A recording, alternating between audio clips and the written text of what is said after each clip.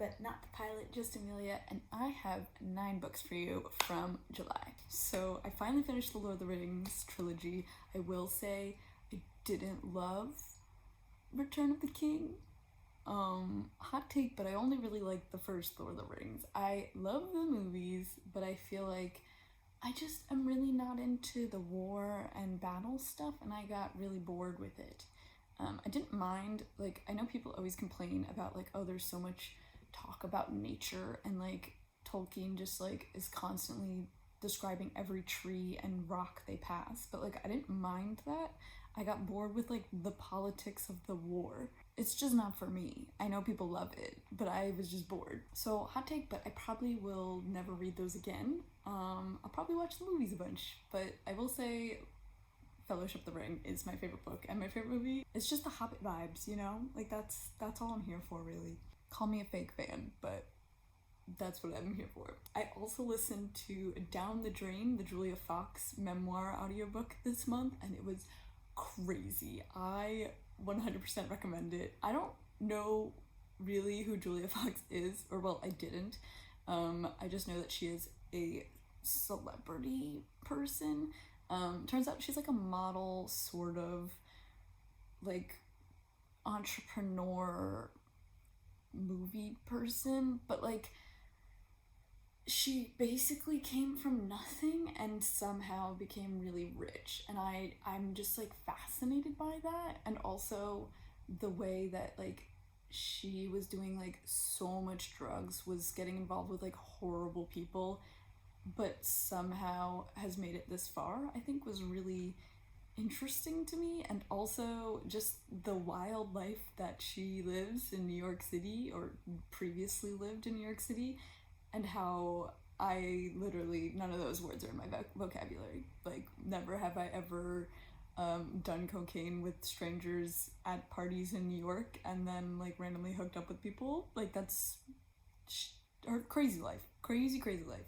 It was just fascinating to me as a bookworm who doesn't really leave the house like that or party that much. I mean, I go out and I drink and I party and whatnot, but not to that level. Literally nothing.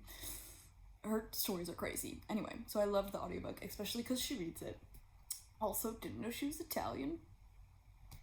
I knew nothing about her before I started this. I just knew that it was going to be nuts because people were talking about it. So that was fun. I really liked that one. I recommend it. Then I read Cemetery Boys, which was a book club book that I was reading with some friends, and I thought it was okay. I sort of had sort of high expectations for this. It's queer, it's spooky, that's my vibe for books. It's fantasy, but it was young adult, and it was really young adult. It felt very childish. The writing was very simple. The plot was very like, okay, we have to do these 3 steps and then we'll complete the task. So I didn't love it. I thought it was fine. I wanted to like it more. I did like the dramatic ending, had all of the tropes that you want. But overall, I just thought it was like okay. I don't really understand the hype. I didn't really feel like the relationship in it either was like very deep or like meaningful. Like, I feel like people online have really taken the relationship in this book and ran with it and made it into more than it is, because in the book they barely interact, in my opinion. Then I read Black Friend by Z-Way. I love Z-Way. If you don't know who she is like a comedian, interviewer person, and I think she started during the pandemic, and her whole thing is asking like super uncomfortable questions with like purposeful setups to make the person say something controversial, and sort of like challenge that idea, but also like bring to light racism and sexism and all those good things. And so I think her book is very funny. It's a memoir about how she like got to where she is, also talking about some of her interviews that she's done, and I thought it was really fun. But it's also teaching about racism and racism that she's experienced, and sexism in her profession of journalism / comedy.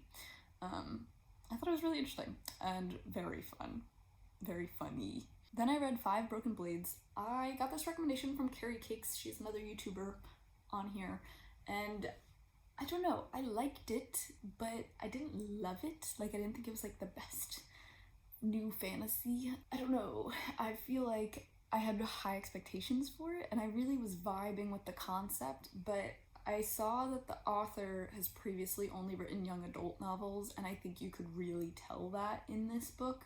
It's supposed to be an adult fiction, but I didn't really feel like it had any adult fiction aspects. None of the content to me was particularly adult, but perhaps that's more on the fact that we don't have a good rating system in the US for books. And so in my head, as I was reading it, I was like, yes, there's some sexual content, yes, there's some violence and assaults and things of that nature, but I didn't think that any of them were graphically described in a way that would make them adult content. They all seem very young adult to me, but at the same time, maybe young adult teens should not be reading stuff like that. I don't know, but I felt like everything was very fade to black. Only a suggestion of romance, only a suggestion of assault and violence and things like that. So I didn't really find that it was an adult book. I also felt like the writing was very simplistic and the plot was very simplistic, so I didn't love it overall. I liked the characters, but I didn't feel like they had a lot of depth.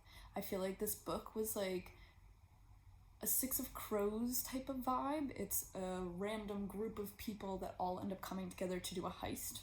Six of Crows. With a Korean twist, which I love.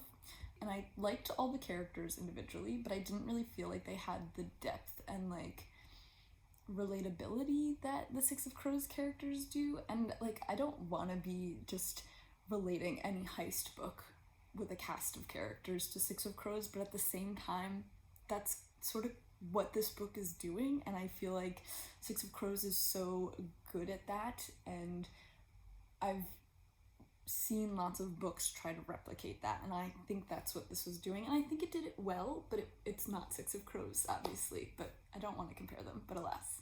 I would also say that the characters, to me, they all were clearly paired together in little romances, right? Which was part of the diversity. We have some queer people, love it. But I will also say that I think the relationships didn't really have a leg to stand on. They were sort of just like, these two are together, close proximity trope, done. That's it. But we had like a bodyguard trope, we had a exes to lovers trope, we had a enemies to lovers trope, which were all very obvious from like the literal beginning, but I didn't feel like those characters like evolved enough to get the end goal, and I also felt like the romance was very just like, oh well, they're together all day, so they're in love. I didn't think that made any sense. Maybe I'm thinking too much about it, but I was a little disappointed in that. And then the heist itself, without trying to spoil anything, I will say that the end result of the book, I felt like the last couple chapters were really good, but the rest of the book really wasn't keeping my attention. The pace wasn't that interesting. The plot it wasn't cohesive. Not that it didn't make sense, but it wasn't like, I don't know. I felt like maybe at the very beginning there should have been like, well, this is the goal and we have to do X, Y, Z to get there, but it gave you the goal, and then they were just sort of going through cities and things were happening, but I didn't really know why we were doing those things exactly. And then we get to the end, and I thought the end was really exciting, really well written, exciting, cool. But at the same time, the end result of this book makes the whole book just a setup for book 2. It's almost like this is the prequel for the main event that we will be getting in book 2, and I was a little disappointed in that. So those are my thoughts on that one. Next, I've been reading Great Expectations by Charles Dickens. I try to read a couple classics a year. I have not been doing too well on that this year, but I do have Great Expectations with me. I've never actually read a Charles Dickens book, I don't think. I can't remember if I've read A Tale of Two Cities or not. I always think I have, but then when I try to remember a singular detail about it, I can't. So I don't actually know if I've read that or not. But I now have read Great Expectations. I didn't love it.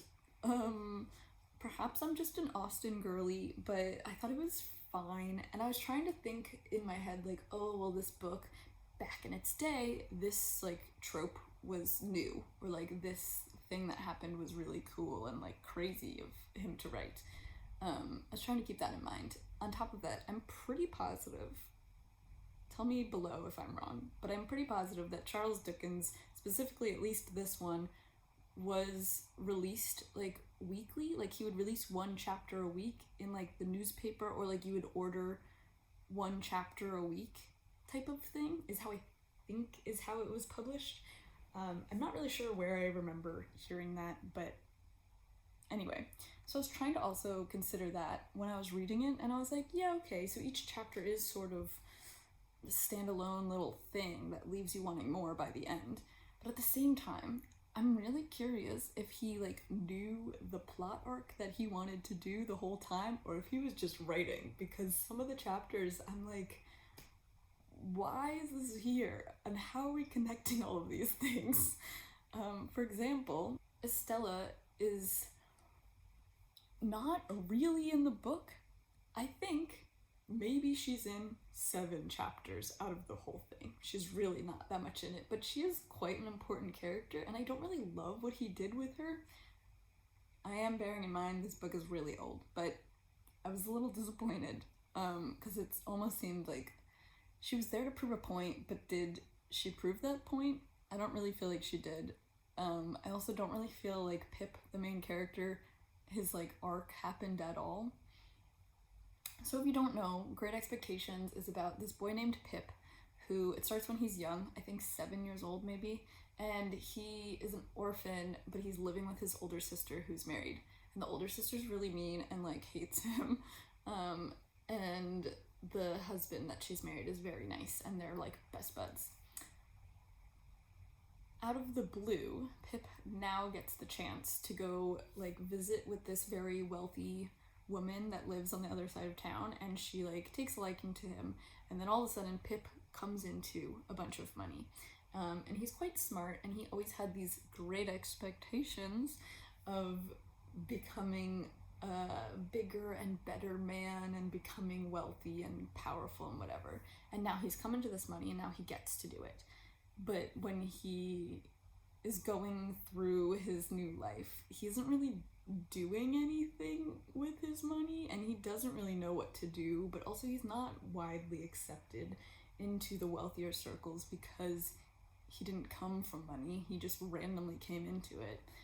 And so he doesn't know all of the manners and all of the social cues, but people also oust him because he doesn't come from money.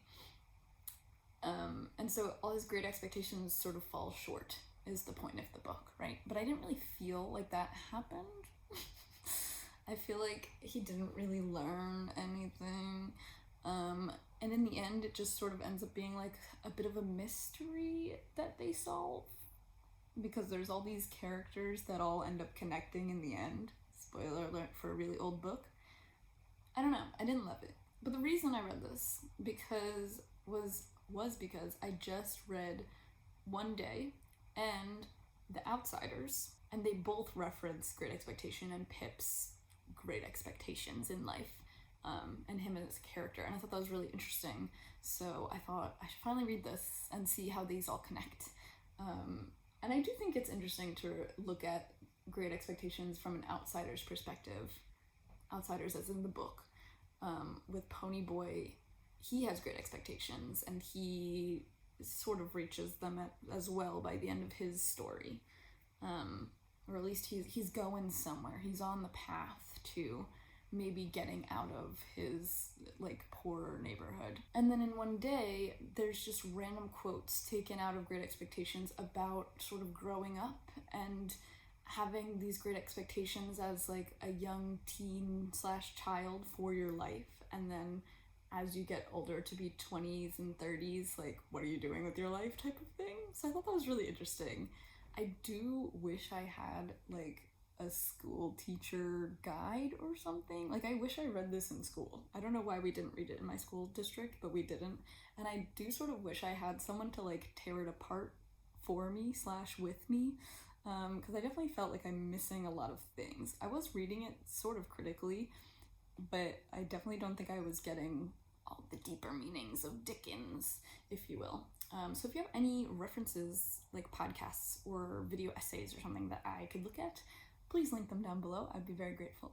Lastly, we have When Shadows Grow Tall. So I don't know if I did end up telling you about this, but there's a website called NetGalley where you could sign up. You don't have to be a booktuber or something like that. You could just be a person who likes to read.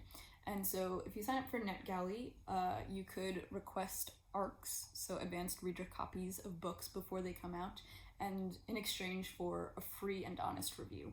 So the following, thank you very much to NetGalley and the author for giving me a copy of this book, an ARC, but this is my honest review of When Shadows Grow Tall by Marissa Voss. I didn't love it.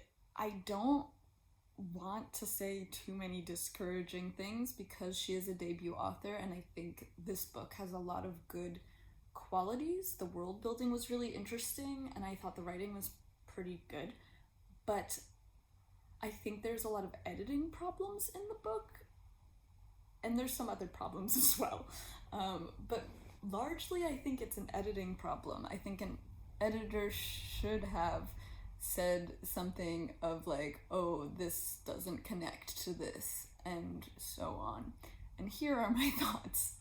If you don't know, this book has recently come out August 1st, I think. But I was able to read it in advance, which was cool. It's like a fantasy book with very cool world building that follows a young girl, which I am confused about because at first I thought she was 11. I don't really know why, but she's actually 16, and her name is Kylene. And then it also follows a like adult man, which I thought was a weird choice, but we'll get into that. And his name is Lovelace. I don't even know where to start with this book. Oh man, okay. I want to say good things, but I have so many criticisms to discuss. Let's get into it. First off, I think the wizard names, Lovelace, Gunnell, whatever his name was, all of the wizards had weird names. I thought that was silly. There wasn't reasoning behind really why they had silly names. I also thought the world building was really cool. The book is about magics, and like magic is sort of dying. There's an evil wizard who is split off and is trying to kill all of the new children wizards. I thought the opening chapter was really cool. It starts with this little boy in the woods just like hanging out, playing. He has magic. He's then attacked by some guards and killed. And I thought that was a really interesting beginning, and it really grabbed me. But then I feel like from there it didn't really connect, because then we started getting alternate chapters from Lovelace, this adult wizard man's perspective, and Kylene, this 16-year-old girl perspective, which I thought was really like discordant. It didn't make sense to me. I felt like as a reader, I relate to Kylene because I'm a girl, and I usually am reading books from like teen girl perspectives, I guess, and I thought her perspective was exciting and relatable. And then there's like this adult man perspective, and I like could not care less about him. Like I just didn't care. I also didn't understand what his goal was, or hers. They never really established that, and you don't really find out like what's going on until 100 pages into the book. I also thought it was shocking that the book is only like 240 pages long or something like that, when there's so much world building going on, and a lot of it's just a dump of world building knowledge, that I felt like this book should have been way longer. Like it was very short, 247 pages or 37 or something. Like that's really short for a fantasy book. I felt like everything maybe could have been stretched out a bit more, and then it would have been connected better. I don't really know. But yeah, I felt like Lovelace, the adult wizard man's perspective, not relatable at all, and I didn't care about his story, and I didn't know what he was doing. But sort of spoilers, I guess. His goal is to find this child, female child, who's like a super wizard. She's like a white flare is what I think they kept calling her. And she's gonna be like, she's Jesus. She's gonna save the world type of thing. Um, she's like the chosen one trope, which I'm not a fan of a chosen one trope. I didn't know that was happening until like halfway through the book, which I think is crazy. Like, I don't think the plot structure made sense because none of the like initiating things happened until like 100 pages in my opinion. So the beginning could have been way shortened, but then the end felt really rushed and didn't make sense. I don't know. So basically we're jumping back and forth between Lovelace and his pal Gunnar? I don't remember his name already. It's just like it's like Grumpy and Sunshine vibes. But they're both adult wizards and they're trying to find the child. But their first step is like them sort of discussing magic and magic in the world, and then they go to this one town and ask for like recruits. Like, they need a group of men. They're gonna go try to find this child, which I still was confused about why they needed a group of men.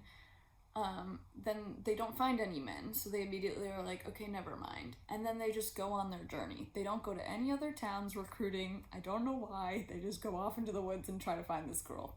Why'd they even try to recruit in the first place?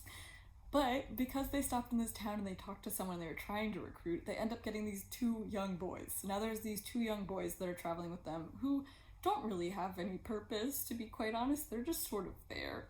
They're plot devices, essentially. They're supposed to be cute. They sort of gave like pet vibes, like when an author decides that there should be like a cat or like a dog or something cute for like the reader to have like a little fun with. Like, oh, there's a raven in this book, how cute. That's the vibe these two kids gave.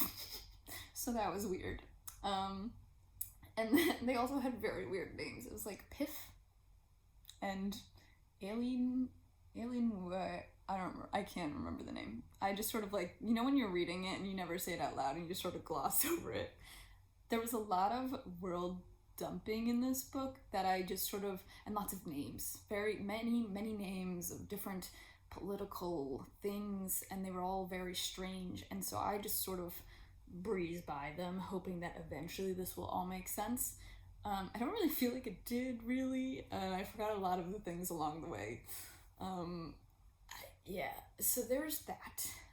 Then we have Kylene, who is apparently 16-year-old. I thought she was way younger. Can't explain why I thought she was younger. I feel like she was just described as a young girl, and not that 16 isn't a young girl, but like in my head, saying the word young means like 13 and under. But anyway, and she has like a little sister, and they were very like squabbly. I don't know. I mean, I guess sisters fight, but at the same time, something about her gave very young vibes. But basically, she's homeschooled and she likes to dig in the mud and do plant stuff. And I was like, pop off, Kylene. And then her story starts with like this guy shows up and like tells her father that he needs to run because the guards are coming to get him. And so her dad leaves, and we basically never like really hear about the dad ever again, and I don't really know why. But she then is like, I didn't know my dad was like part of the resistance. Like, I could have gone with him. Whatever. Basically, she ends up like finding some information that he has, and then she has to run from the guards as well. And so now she's ran off into the woods, and she's on her own, and now she's like trying to make it in the woods by herself. She's getting attacked. She has to defend herself. She's like learning as she goes. This is like, now we're like more than halfway through the book. I feel like I'm spoiling the whole thing, but at the same time, I don't recommend reading it. So I mean, read it if you want to. But basically, she ends up trying to find a like lost civilization that lives up in the mountains, and they're basically like a beekeeper utopia. I don't know. Meanwhile, her plot is happening, but then like Lovelace's plot is happening as well, and they don't seem to connect in any way, shape, or form. And about halfway through the book, I'm like, I bet you her story is a flashback or something, or it's the past. Which I was right, but spoilers. Basically, Lovelace and his pals they're still trying to find the girl. They can't find the girl. She's so powerful. Where is she? And at this point, I'm like, is the girl Kylene? However, Kylene has no magic, so I don't understand what's going on. this is where I'm gonna get super spoily. So if you don't want to be spoiled, I'm basically explaining the end of the book and why it annoyed me. So at the end of the book, Kylene is hanging out in her utopia. She's basically like immediately accepted into this beekeeper society. So she finds the beekeeping society. They're super nice to her. They know her dad. And they're like, you're too young and naive. You can't go off looking for your dad. We'll send people out to go find him. You stay with us. I don't know why they did that. That's like very nice of them, and not to be a pessimist, but I don't know why they would do that. Anyway, she says yes, she'll stay with the society while they go look for her dad. And she's living with the society for months and months and months, and she's doing whatever. She's just hanging out. There's all these people's names. I don't recognize any of them. I don't remember their names. Basically, there's like these hot springs. The world building, very cool. The visuals, beautiful. There's these hot springs, and they like all bathe outdoors in these hot springs, and she's supposed to like meet someone at the hot springs today. And she like goes to the farthest one. She's never been in it, and it's the deepest one, and she wonders if there's a bottom, and so she drives all the way down, but she can't find the bottom. And then when she comes back up, she's like, it smells like something's burning. And then she just keeps swimming. And then she's like, wait a second, something is burning. It's my utopia village. They're all dying. So then she sees that the guards are coming, and they're like setting fire to all the pools, which I don't think makes sense. The pools are sulfurous. I don't think sulfur burns like that. If it's water, sulfur water? I don't know science, but that doesn't seem correct to me. Anyway, they're setting the pools on fire, and so they're gonna make it to her last. So she's like, the only way I could survive is if I dive all the way down and hold my breath until they leave. Whatever, girl. She dives all the way down. And meanwhile, we get Lovelace's perspective of what he's doing. He's off in the woods, he's going whatever. Like, one of the little boys that he's with gets hurt, and they're like fighting against the evil wizard man. And then they like run into this girl in the woods, and she doesn't know her name, and she's magical and whatever, and they found her, and she's like, you're looking for me, and they're like, yes. And at first I was like, oh, this must be a different girl. Maybe it's not Kylene. But spoiler alert, it is, but it was just really unclear. I also, like, I don't feel like they described Kylene enough for me to make the connection of like, oh, that is her. How is she so powerful now? I don't understand. Instead it was more like, is that Kylene? No. Okay. And then the next chapter, oh, it is Kylene. But she doesn't go by Kylene anymore. There's also a really weird interaction at one point where they like renamed her, and they're like, you don't have a name, so we'll give you a name. Your name is Cora now. And she's like, perfect. And then they're like, why don't you go by Kylene anymore? Which was my exact thoughts. And she's like, Kylene is dead. All of Kylene's friends and family are dead. I'm like, why is she talking in third person? She's like, Cora has friends. Cora has powers now. Like, she seems unhinged. She does not seem well. I do not follow this chosen one.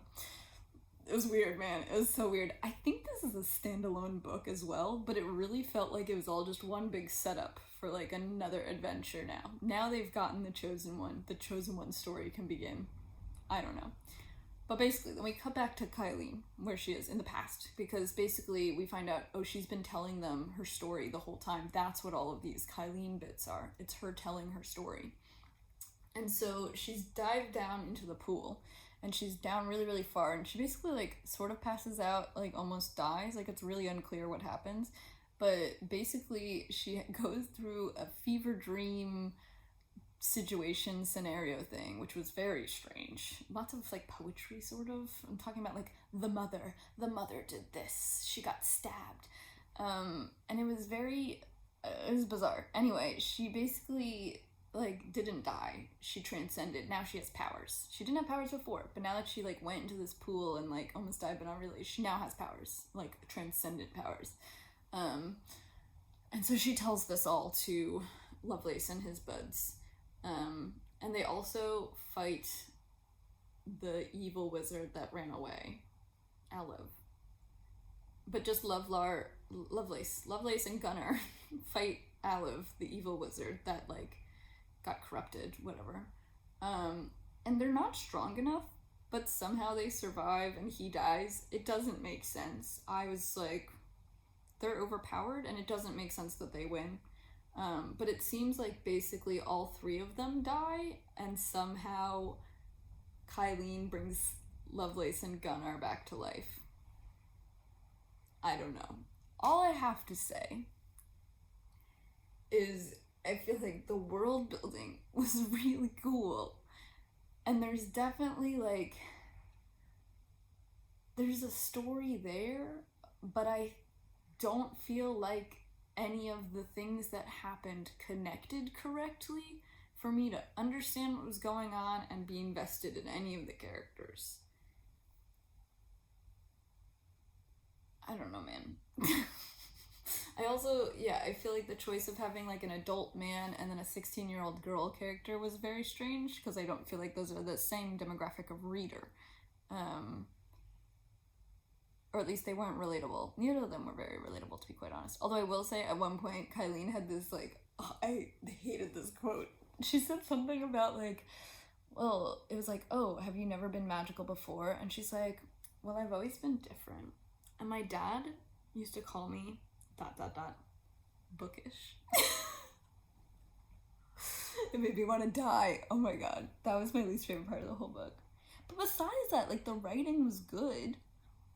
I feel like the editing was wonky and the plot wasn't, like, put together correctly. I don't know. I know these are all very hot takes for someone who has not written and published a book, but that is my honest review. Thank you for coming. Lastly, I would like to finish up with some movie TV things that I've been watching recently. So I just watched My Lady Jane, actually last month, but I forgot to talk about it, and I need to talk about it because it was so good. Apparently it's based on a book, but I've never read it before, and it's following Lady Jane Grey, she was like queen for 9 days, in between George and Elizabeth. I can't remember the names now. Anyway, she's a real person, and she was indeed queen for 9 days before she was beheaded, but this is like a fantasy version of that, where the world has like humans and then there's like shapeshifter people, but they only shapeshift into like one type of thing. So it's sort of like an animagus situation. Like, you don't choose what you shapeshift into, and it's like only one animal. So like some people, they only shapeshift into one cat. This person only shapeshifts into a dog. This one a bear. Like that type of situation. And so there are two different types of people, and like society is quarreling with the shapeshifters, and like the humans who are the regents are like making the shapeshifters go live in the woods and be unsuccessful and whatnot. So that's all happening, but meanwhile also like the regicide vibes are happening with like the different people fighting for the throne, and Lady Jane Grey like randomly ending up with the throne, but also she just recently got married, so it's forced proximity, forced marriage. But it's just so fun. It's very tropey, but in like a fun way, and I don't want to spoil it, but like absolutely the craziest thing happens, and I was like could not stop laughing. I was like laughing out loud at least once an episode. Also the start of the TV show is crazy. It's like modern humor and crassness, but like in a like Tudor era setting, and I really love stuff like that, and I thought the costumes were beautiful and the sets were really cool, so I definitely recommend that. And then I think, as previously stated, I'm still watching One Day, the TV show, because I just read the book, and I also want to watch the movie. And then I will also be watching House of Dragons soon. I know I'm very behind. I never even saw season 1. But I will be watching both seasons soon. And then I also want to watch the Charles Dickens Great Expectations. I think there's a newer TV show that came out like last year, but also one from a really long time ago, like a movie or something. So I plan on watching those as well, eventually when I have time. Let's see, for next month, August, it already is August, I'm filming this in August, so I will tell you what's going on.